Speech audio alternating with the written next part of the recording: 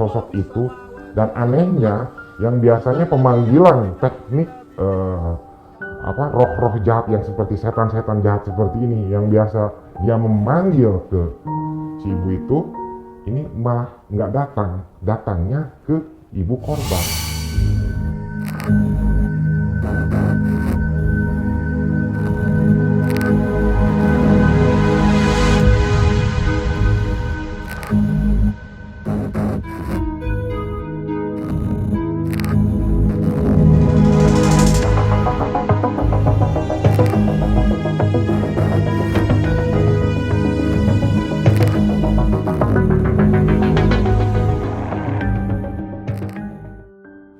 Apa kabar semuanya teman-teman? Semoga dalam keadaan sehat. Kembali lagi di Ekomando Channel.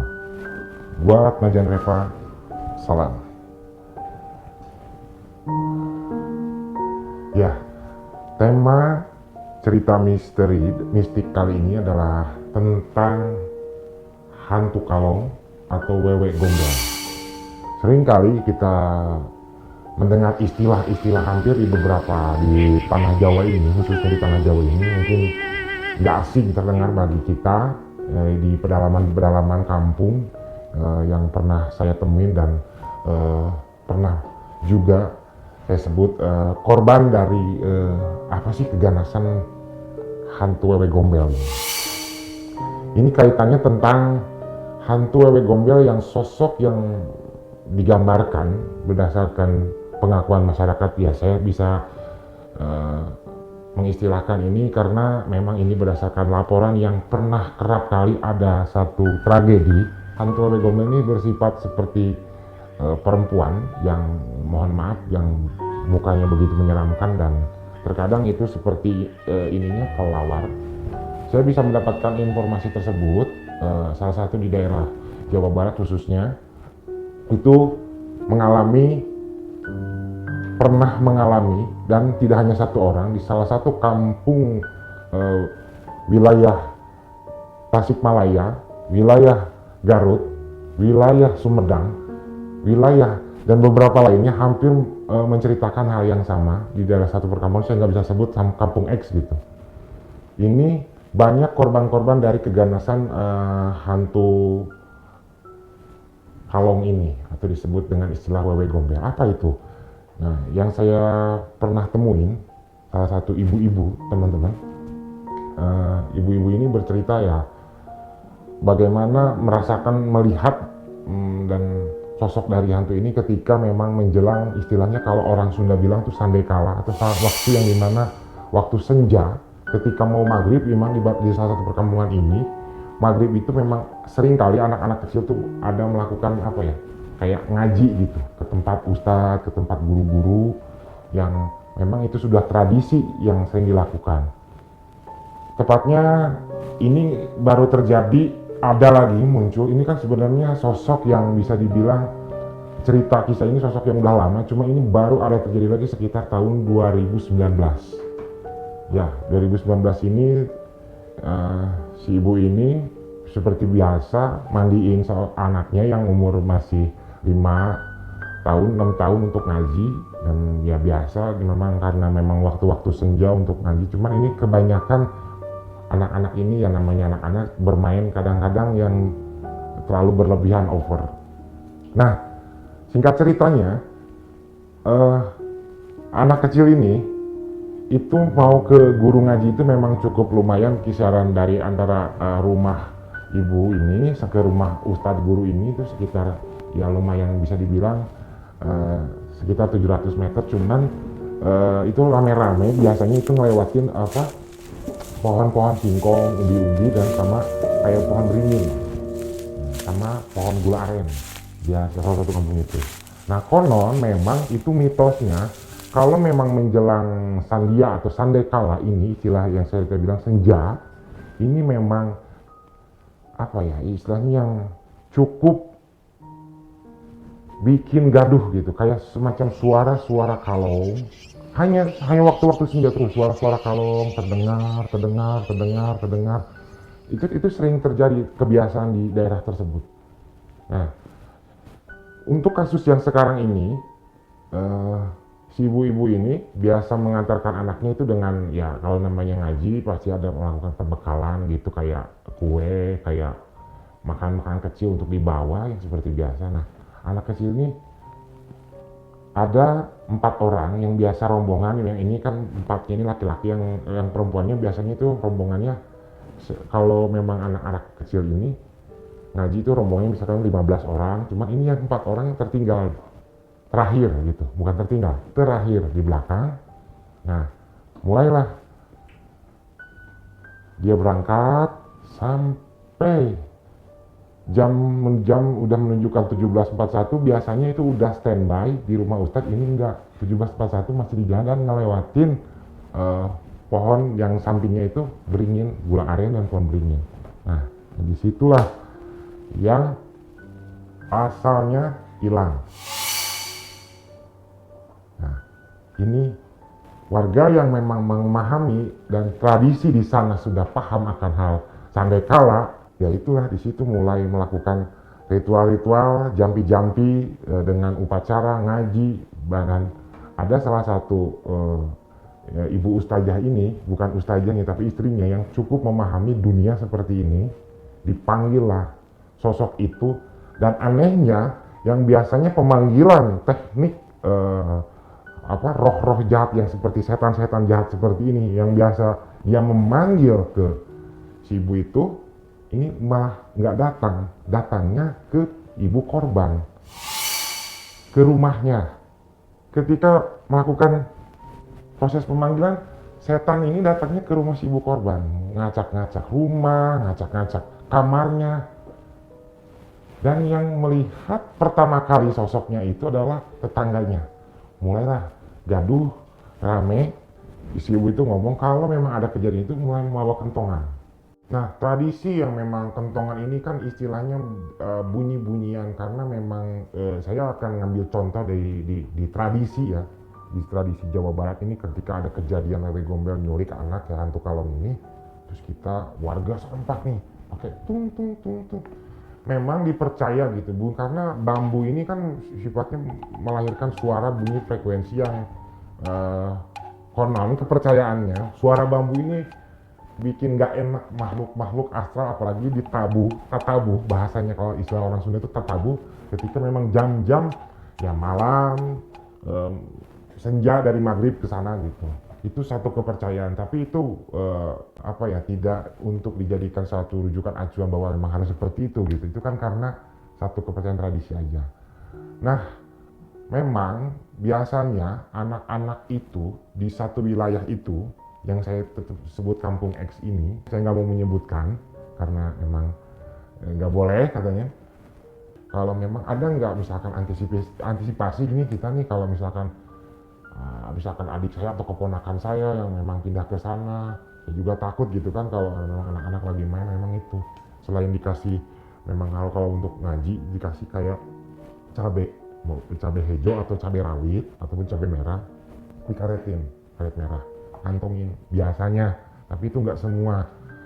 Karena memang masih hawa mistisnya itu kencang banget gitu di situ. Memang nggak kayak kita di kota yang rame gitu, apa-apa orang hilir mudik maksudnya ke warung apa gitu. Emang kalau memang udah jam 4 pun saya sempat ke sana gitu. Ya tahu sendirilah teman-teman, kayak daerah sana tuh memang nggak boleh, masih ada larangan-larangan gitu. Nah, memang selain itu ada pencegahannya ini. Orang tua tuh diem ya gitu. Jangan banyak kancola atau jangan banyak bercanda gitu, bahasanya mereka tuh gitu. Maksudnya kalau mau ngaji, udah ngaji jam segini, mereka tuh batas waktunya tuh harus jam 5:30 itu harus udah di tempat guru ngaji. Nah kan ini saya ceritakan kenapa bisa terjadi. Ini 17.41 masih jajan, masih main-main lari-lari.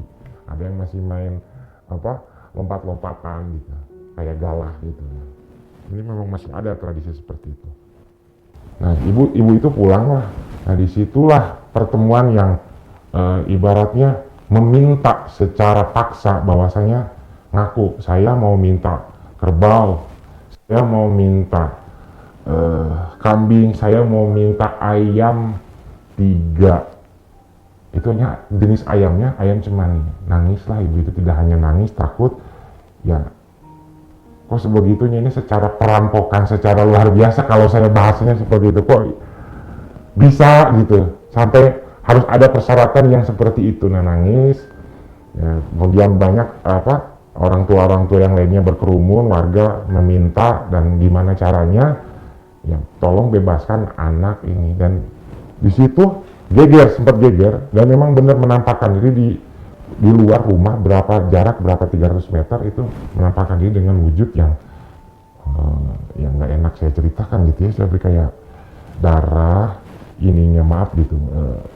ini menyerupai sih perempuan tapi kayak gede tapi ada kayak belatung gitu, belatung yang menjijikan sekali gitu. Nah itu sosok yang memang dipercayai mitosnya itu adalah wewe gombel yang hantu kalong, saya bisa bicara ini, yang sering ngumpetin ya anak-anak di kala senja atau maghrib. Hampir 3 hari melakukan pengajian, ritual, dan memang saking kesal-kesalnya salah satu warga yang memang cukup berada gitu, tetangganya di sebelah wilayah selatannya dari arah rumahnya menyanggupi gitu, cuman hanya sekedar ingin mancing.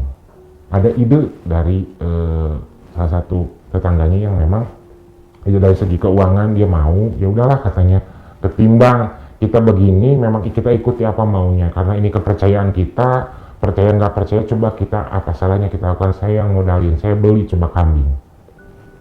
Nah dicoba dulu lah, tapi nggak mau untuk beli yang lainnya dulu, hanya yang kisaran kambing nominal harganya. Nah diiyakan lah pada saat itu, diritualkan lagi, dan itu ada cenayang-cenayang atau dukun istilahnya, ini di luar dari konteks religi ya, yang memahami konteks ustadz atau agama, ada saking penasarannya gitu manggil seorang dukun yang di wilayah daerah lain yang mumpuni gitu, kita gelut atau tempur gitu, kita ambil, kita paksa anak itu karena ya secara keuangan ibu ini nggak mampu gitu kayak menyediakan ini itu, tapi beberapa versi ya orang yang namanya anggapan masyarakat tetangga, ya kenapa nggak dicoba kan. Nah jadi ya cerita dari ini lanjutlah manggil dukun itu.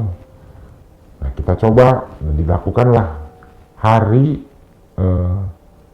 ketujuh, karena hitungannya setelah 3 hari berturut-turut 4, 5, katanya si ibu itu persyaratan yang dukun itu nggak mau dilakukan hari kelima, angkanya angka 7 karena 7 menyimbolkan ya angka yang cukup membawa keberuntungan katanya. Dan dilakukan hari ketujuhnya itu seminggu setelah kejadian itu, berarti lakukanlah ritual untuk menyembelih kambing dan diundang. Nah prosesi malam kejadian untuk mengundang kalong wewenya atau hantu kalongnya, wewe gombelnya, itu dimulai dari jam 12, jadi otomatis nggak semua warga yang bisa ikut, apalagi anak-anak, karena dan beberapa orang itu juga yang tadinya ya penasaran, kepo, mau ikut, ya karena memang itu tidak boleh kan, untuk menjaga takutnya. Nah ini yang menarik, di dalam satu kampung ini dilakukan ritual itu, dan sebut saja yang dukun ini yang Pak XY gitu ya, saya akan inisialkan gitu karena nggak mau disebutkan. Nah Pak XY ini benar-benar awalnya semua dengan ritual, dengan kembang-kembangan biasa seperti ada kelapanya, dupa, dan wewangian selayaknya seperti kayak mau ritual gitu, mistis. Nah disembelih lah, baru disembelih kepala kambing. Nah ini yang bikin uniknya, jadi saya jadi merinding ya, jadi aduh apa kontak gitu nggak tahu ya. Pas disembelih kambingnya, biasanya itu kan normal pada umumnya udah baca-baca ritual jape-jape mantra disembelih gitu. Ini enggak, ini kayak semua yang bukan nonton, duduk berbarengan menyediakan jape mantra berdoa, itu kayak ada ulat bulu. Itu proses yang ya di luar nalar, tapi itu nyata gitu.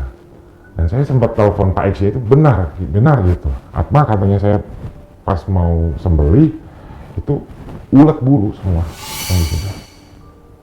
Otomatis semua gatal-gatal, dan saya pikir kenapa Pak bisa kayak gitu. Ya ini karena memang kita nawaitu atau niatnya, ya kita memang untuk mancing, nantang, bahkan kita rebut angin, suasana, ya bisa dibilang udah nggak enak, panas dingin, bulat bulu yang makin jadi ya makin panik. Nah tiba-tiba memunculkanlah sosok yang dinamakan, ya saya bahasa bilang hantu kalong atau wewe gombel ini.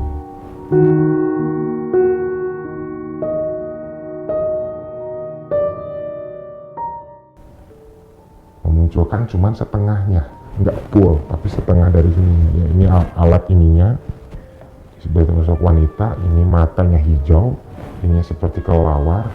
Nah ini caling atau taringnya itu ke sini. Itu pengakuan dari Pak Iksi.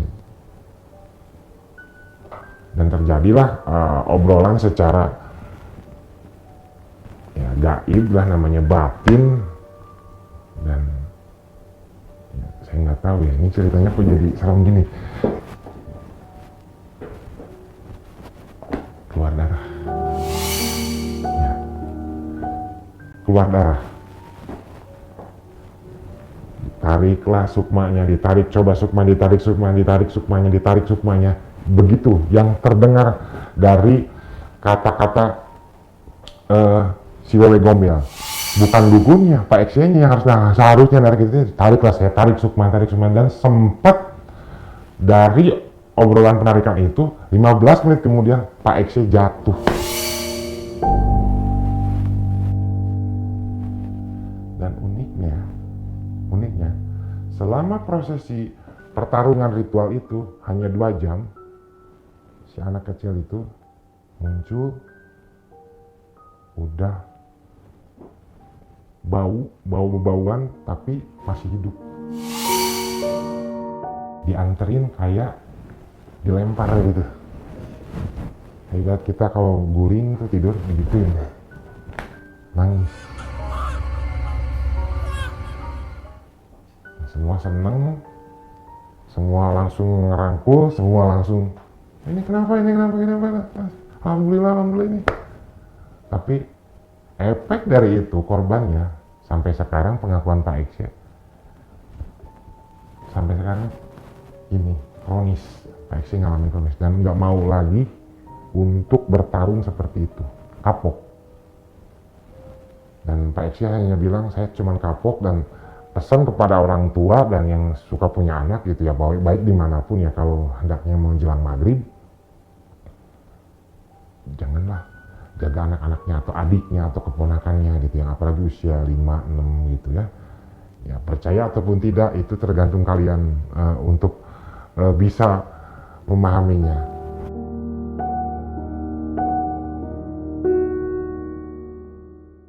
Jika kalian ada kejadian yang sama, saya pengen tulis di kolom komentar, rekomend channel ini. Itu aja sih teman-teman. Sekian dari saya. Salam.